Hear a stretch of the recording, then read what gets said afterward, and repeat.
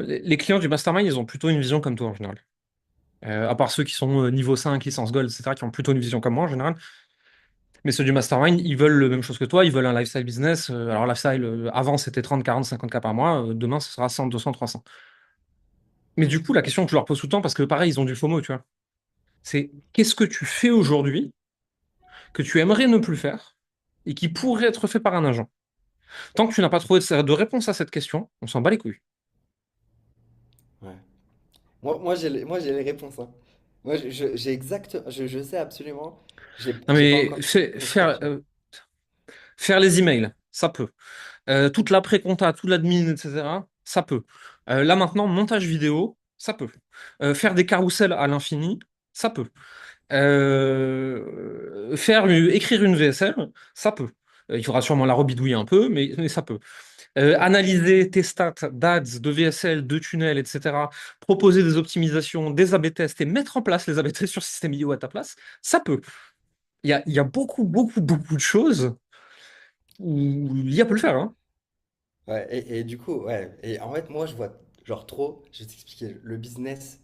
En fait, l'IA permet de créer le business où mes plus grosses douleurs sont enlevées, en fait. Et genre, Hmm. les plus grosses douleurs, c'est avoir un écosystème qui s'auto-alimente, mais pour tous les business, hein.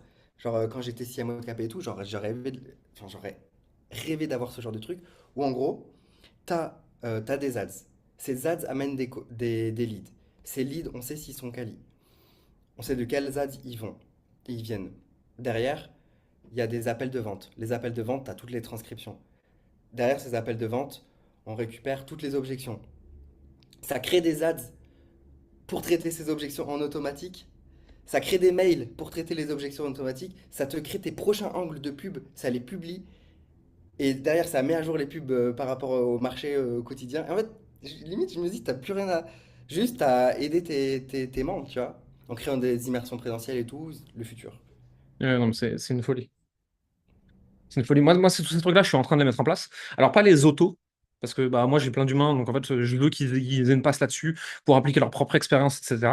Mais la récolte de la data en temps réel pour en décider quelque chose, je suis en train de tout automatiser.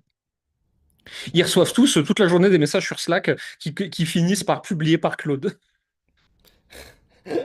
MDA. Ouais, c'est stylé. Mais en tout cas, je pense qu'il y a Alexandre qui me dit souvent, genre,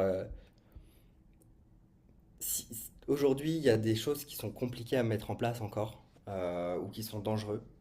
Et on n'est pas, enfin, on n'est pas genre des développeurs ou des experts spécialisés en IA depuis des années. Voilà, c'est pas notre métier premier. Et c'est le principe de l'alignement avec leur théorie du trombone, hein. C'est si l'IA, tu lui dis, tu fais une infinité de trombones, il se peut qu'à un moment, elle finisse par déduire que le meilleur moyen, c'est d'avoir du carbone à l'infini, et le meilleur moyen d'avoir du carbone à l'infini, c'est de flinguer tous les humains.